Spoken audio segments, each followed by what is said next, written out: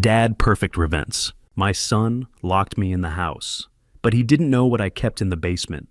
The sound hit me like a punch to the gut. Click, every lock in my house activating at the same time.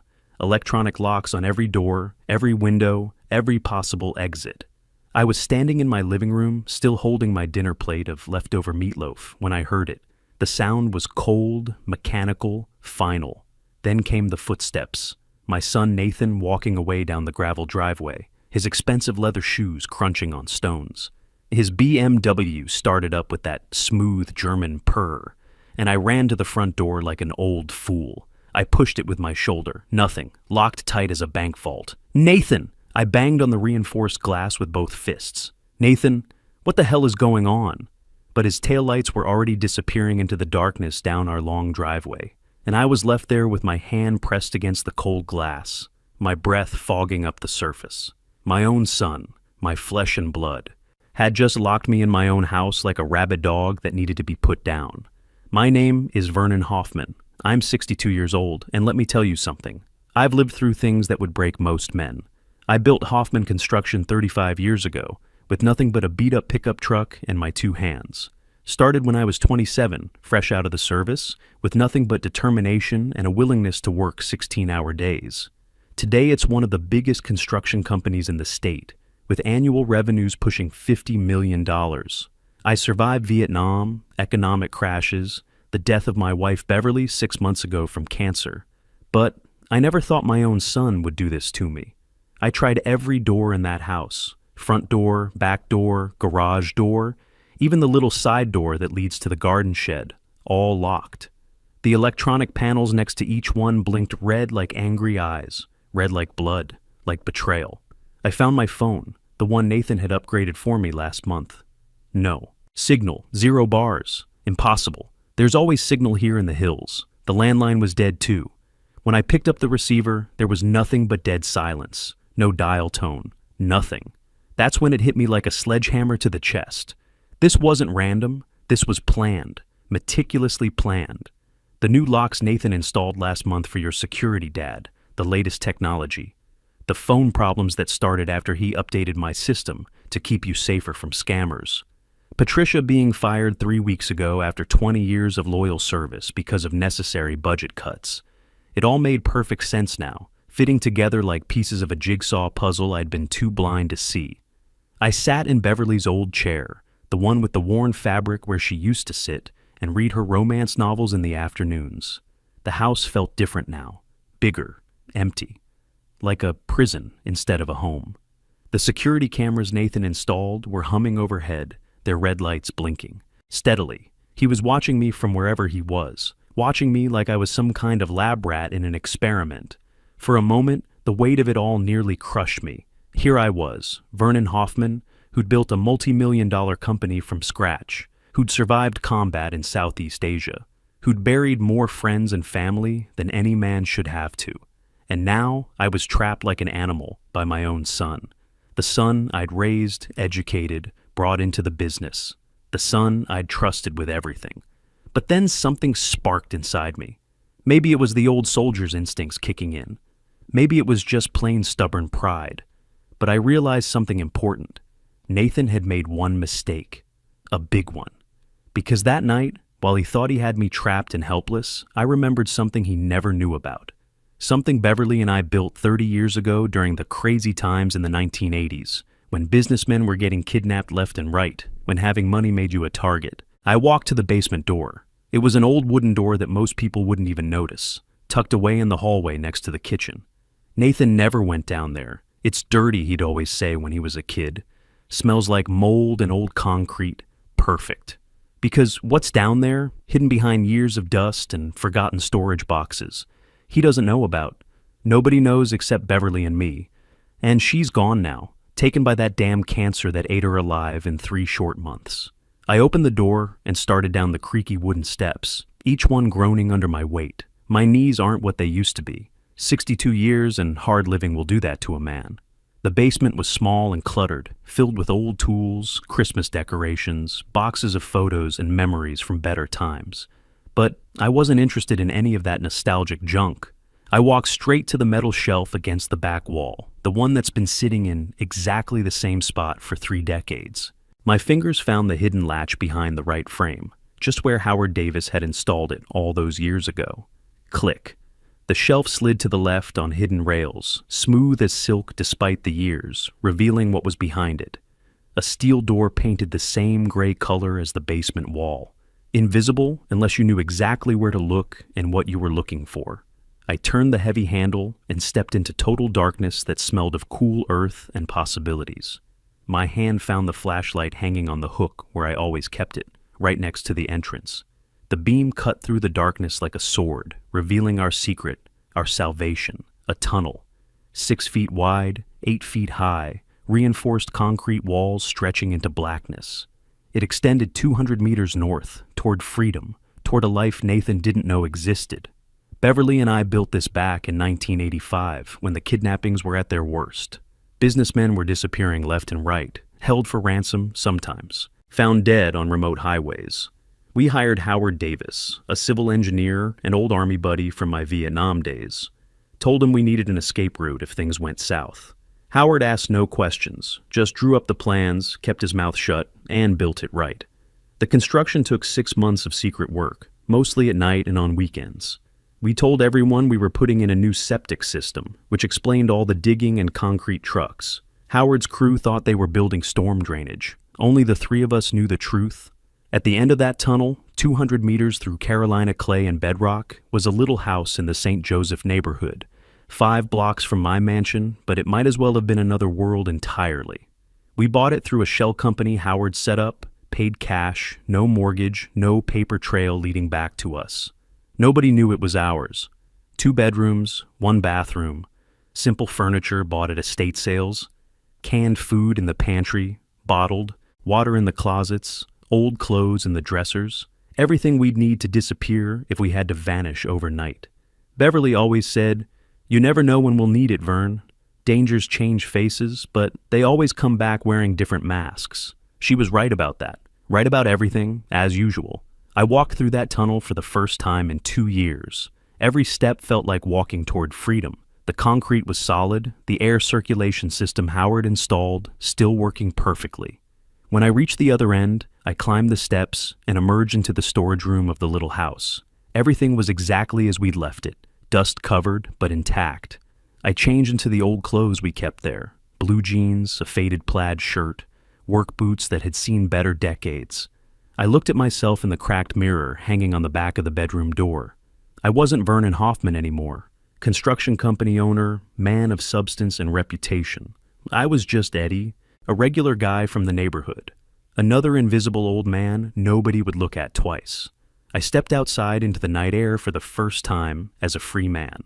It was cool and clean, carrying the smell of wood smoke and somebody's barbecue dinner. Real smells, human smells. Not the sterile, monitored air of my electronic prison. I walked to the corner store, bought a newspaper and a cup of coffee, acted normal. The teenage clerk didn't even look up from his phone. Perfect. I was nobody to him, just another customer. I spent that first night in the little house, sleeping in the simple bed with sheets that smelled like lavender fabric softener from years ago. For the first time in months, I slept deeply. No nightmares about losing Beverly. No anxiety about the business. No worry about Nathan's strange behavior. Just peace. The next morning, I was ready when Nathan came to check on his prisoner. I'd returned through the tunnel before dawn, changed back into my pajamas, messed up my hair, practiced looking defeated. When he walked through that front door with his expensive suit and his concerned expression, I was ready to give him the performance of a lifetime. "Dad, you okay? You look tired. I couldn't sleep, son. These new locks, they make me nervous. Why did you lock me in?" "I don't understand." His face was cold as January concrete. No emotion, no real concern. Just calculation. "It's for your own good, Dad. You're not thinking clearly these days. You need rest. You need to be safe. Safe. From what? From whom? From him, apparently. He left after 10 minutes, probably satisfied that his old man was broken and contained. And I went back to work. Real work. The kind of work I'd learned in the Army and perfected in business over 4 decades. See, Nathan thought he was so smart with his MBA from some fancy college and his modern corporate strategies. For months, he'd been planting seeds with the board members. Dad's memory isn't what it used to be. Sometimes he forgets important meetings, gets confused with contract details, shows up to job sites and doesn't remember why he's there. All lies, every single word, but said with such genuine concern, such filial devotion, that people believed him. Why wouldn't they? He was his son. What kind of monster would lie about his own father's mental health? What Nathan didn't know was that through my double life as Eddie, I'd been watching him too, gathering evidence, following money trails, listening to conversations he thought were private. And what I discovered made my blood run cold. This wasn't just about controlling an old man. This was about stealing everything I'd built and selling it to the highest bidder, regardless of what that meant for American jobs or American families. I found out about A&B Consulting first, a shell company Nathan and his wife, Helen Rodriguez, had set up to funnel money from our accounts. $800,000 over 2 years, almost $1 million stolen from the company I built. With my own hands, siphoned off through fake invoices for consulting services that never existed. But that was just the beginning. Nathan's real plan was much bigger, much more devastating than simple theft. He was negotiating to sell Hoffman Construction to a Chinese investment group called Pacific Development Corporation. Not just a partnership or a joint venture, a complete sale. My American company, built by an American veteran with American sweat and blood, employing 200 American families with mortgages and kids and dreams, sold to foreigners for quick cash that Nathan could pocket and disappear with. And Helen, his manipulative wife with her business degree and her cold, calculating smile, was the mastermind behind it all. I'd watch them together at company events, the way she whispered in his ear, the way she guided conversations toward profit margins and efficiency improvements. She'd identified our company as a perfect acquisition target and married into the family to make it happen. It was brilliant, in a sick, twisted way. But I needed proof, real evidence that would hold up in court and convince a jury. Suspicion and gut feelings don't win legal battles. You need documents, recordings, hard evidence that can't be explained away. So I got myself a job. Eddie Vance, down on his luck, needing extra money to pay the bills. City cleaning services, night shift. They were always hiring for the overnight cleaning crews, the invisible army that keeps the business world running while everyone else sleeps. The supervisor, a heavyset guy named Rodriguez with coffee stains on his shirt, barely looked at my application. "You ever worked cleaning before, Eddie?" "All my life, sir. Houses, small offices, whatever needs doing." "Why you looking for work at your age?" "Most guys your age are thinking about retirement." I put on my best beaten-down expression. "Social Security don't cover everything, sir. Wife died last year. Medical bills ate up most of our savings. I still got rent to pay." He nodded, understanding completely. Another casualty of the American healthcare system. "All right, you start Monday. Night shift, 8 p.m. to 2 a.m. We got you assigned to the Hoffman Construction building downtown. You know it?" I almost choked on my own spit. "Yeah, I've heard of it. Big construction company, right?" "That's right. Pay is $15 an hour, cash at the end of each week. Don't touch nothing on the desks, don't read no papers, don't use the computers. We catch you doing anything besides cleaning, you're fired, and we call the police. Understood?" "Yes, sir." Understood completely. For 3 weeks, I pushed a mop through the offices I'd once ruled, the executive floor where I'd made million-dollar decisions, where I'd built a reputation for honesty and quality work. Now, I was just another invisible janitor in a blue uniform, emptying trash cans and wiping down conference tables. Nathan walked past me dozens of times during those 3 weeks. He'd stay late, working on his schemes, making phone calls he thought nobody could hear. Sometimes Helen would be with him, and they'd sit in his office, my old office, planning my destruction like they were organizing a company picnic. To them, I was nothing, less than nothing, just an old man in coveralls pushing a cart full of cleaning supplies. They looked right through me like I was a ghost. It was perfect camouflage, and it hurt like hell at the same time. But while I cleaned, I gathered evidence. I photographed documents left on desks after hours. I recorded conversations using a small digital recorder hidden in my cleaning cart. I watched Nathan and Helen plan my downfall, laughing about it like it was the most natural thing in the world. The worst part wasn't the money, though $800,000 is nothing to sneeze at. The worst part was listening to Nathan talk about me like I was already dead and buried. When the old man is completely out of the way, he'd say to Helen, when we get full control of the assets.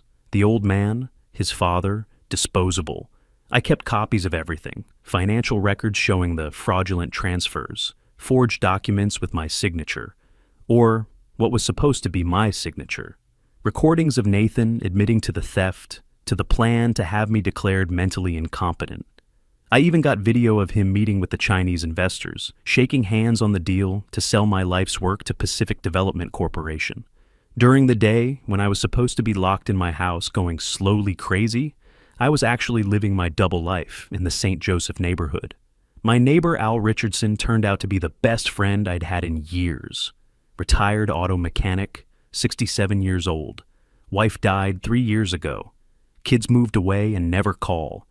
We'd drink coffee every morning at 7 a.m., sharp on his back porch, talking about everything and nothing. Baseball, politics, the weather, women we'd loved and lost. Real conversation between two men who'd worked with their hands and knew the value of honest labor. No agenda, no corporate politics, no family drama. Just friendship, pure and simple. You know what's funny about getting old, Eddie? He said one morning, stirring sugar into his black coffee. You realize how much time you wasted on people who didn't deserve it. If only he knew how right he was. 3 weeks of evidence gathering. 3 weeks of watching my son plan my destruction while pretending to be a grieving son, concerned about his father's failing mental health. But I was patient. I'd learned patience in Vietnam, refined it in business. Sometimes the best strategy is to let your enemy think they're winning while you prepare the final blow. That moment came on a Friday in October. Emergency board meeting. The agenda was bland corporate speak, future leadership discussion, and transition planning, but I knew exactly what it meant. Nathan was finally ready to make his move. I arrived at the building early that Friday. Evening, still in my janitor uniform, pushing my cleaning cart down the familiar hallways. The board members started arriving at 7:30 p.m. 12 people who would decide the fate of everything I'd built with my own hands. Men and women I'd worked with for years, shared meals with, celebrated successes and weathered failures together. They had no idea they were about to become witnesses to the greatest performance of my life. Nathan arrived last, as always. Confident stride, expensive briefcase, perfectly pressed suit that probably cost more than most people make in a month. He didn't even glance at me as he walked past my cleaning cart. Why would he? I was nobody. Just another piece of furniture in the hallway. The meeting started at 8 p.m. sharp. I could hear Nathan's voice through the heavy conference room door, smooth and professional, laying the groundwork for his betrayal. Gentlemen, ladies, it pains me deeply to bring this matter before you, but we need to discuss my father's declining mental state and what it means for the future of our company. That was my cue. I knocked on the door, no answer. I knocked louder, more insistent. Yes? Nathan's voice, clearly annoyed at the interruption. I pushed my cart into the room slowly, hunched over like an old man defeated by life. Excuse me, gentlemen. Sorry to bother you folks. Just need to empty the trash cans real quick. 12 pairs of eyes looked at me with barely concealed irritation. These were important people with important business. And here was some old janitor interrupting their meeting. Nathan waved his hand dismissively, like he was shooing away a fly. We're in an important meeting here. Can you come back later? But I didn't leave. Instead, I straightened up slowly. I took off my cap and set it carefully on my cleaning cart. Then I removed my glasses, the cheap reading glasses that made my eyes look smaller and weaker. One board member frowned. Sandra Mitchell, who'd been with the company for 15 years, squinted at me like she was trying to solve a puzzle. There was something familiar about the man standing in front of them, something that didn't quite fit. Then I spoke, not in Eddie's quiet, submissive voice, in Vernon Hoffman's voice. The voice of authority they'd heard in this very room hundreds of times over the years. Good evening, everyone. Sorry I'm late to my own meeting. The silence was so complete you could have heard a pin drop on the carpet. Nathan's face went white, completely white, like all the blood had drained out of his body. His mouth opened and closed like a fish gasping for air. Surprised to see me, Nathan? He found his voice, barely a whisper. Dad? What are you doing here? I reached into my cleaning cart and started pulling out files, documents, flash drives, evidence I'd been gathering for 3 weeks. You thought you had me locked up, didn't you? Thought I was helpless, thought I was finished. I threw the first stack of papers onto the conference table. Here's what my son has been doing while I was supposedly losing my mind. More documents hit the table. Financial records showing the shell company, the fraudulent transfers, the stolen money. $800,000 embezzled through A and B Consulting, a fake company set up by Nathan and his wife, Helen. Forged signatures on contracts I never saw. Duplicate checks made out to accounts I never authorized. The room exploded. Board members grabbing documents, shouting questions, some standing up in shock. Nathan tried to run, actually tried to bolt for the door, but Eugene Walker, my assistant for 20 years, had moved to block his escape route. But wait, I said, raising my voice over the chaos. There's more, much more. I pulled out the flash drive, held it up so everyone could see. Recordings of my dear son planning to sell this American company to Pacific Development Corporation, a Chinese investment group, planning to sell out 200 American jobs to foreign investors for a quick payday. I plugged the flash drive into the conference room computer. Nathan's voice filled the room, clear as a church bell. Once the old man is completely out of the picture, we can finalize the deal with Pacific Development. $85 million for the whole operation. Dad will never even know what hit him. Helen's voice followed. The medical documentation is ready. Progressive dementia with violent episodes. No court will question a son trying to protect his dangerous father. Sandra Mitchell stood up, her face flushed with anger. Nathan, is this true? Have you been planning to sell the company? Nathan finally found his voice. You don't understand. The Chinese offer was incredible. We could have made a fortune. I laughed, but there was no humor in it. Son, you don't seem to understand something important. This company isn't yours to sell, and it never will be. I looked around the table at the board members, these people who had believed Nathan's lies about my mental state. You want to know the truth about my mental health? I've spent the last month living a double life, gathering evidence of my son's betrayal. I've been working as a janitor in my own building, documenting every theft, every lie, every plan to destroy what we built together. Does that sound like a confused old man to you? Eugene Walker was already on his phone. I'm calling the police, Mr. Hoffman. Thank you, Eugene. Call Detective Morrison. Tell him we have a case of embezzlement, fraud, and conspiracy. Nathan collapsed into his chair like a deflated balloon. All his arrogance, all his smooth confidence, gone in an instant. He looked at me with something I'd never seen in his eyes before. Genuine fear. Dad, please, I'm your son. We can work this out. Family shouldn't... Family? I cut him off. Son, you locked me in my own house. You stole from the company I built. You planned to have me declared insane. You tried to sell my life's work to foreign investors. What part of that sounds like family to you? The police arrived within 10 minutes. Detective Morrison, a good man who'd handled security for some of our construction sites. He listened to my explanation, reviewed the evidence, and did what had to be done. Nathan Hoffman, you're under arrest for embezzlement, fraud, and conspiracy. You have the right to remain silent.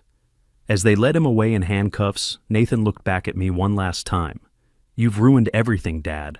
I could have made us rich beyond our dreams. Son, I said quietly, we already were rich. We had a company with a reputation built on honesty. We had employees who trusted us. We had something that mattered. But that was never enough for you. The next morning, I didn't go back to the mansion. Instead, I stayed in the little house in St. Joseph. Al Richardson was waiting on his porch with 2 cups of coffee and the biggest grin I'd ever seen. Saw the news, neighbor. Quite a story about some construction company owner catching his son red-handed. I sat down beside him, accepted the coffee, felt the morning sun on my face. Yeah, quite a story. You know what I think, Eddie? What's that, Al? I think that old boy's gonna be just fine. Man who's smart enough to outsmart his own sons probably got plenty of good years left. The company was saved. The employees kept their jobs. Nathan got 7 years in federal prison. Helen was deported back to her home country. And me? I'm 62 years old. I lost my son, but I found my dignity.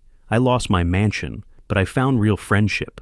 I learned that family isn't always about blood. Sometimes it's about the people who stand by you when everything falls apart.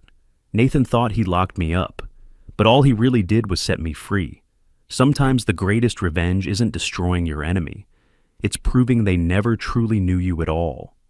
When family fails you, remember, the strongest bonds aren't made of blood.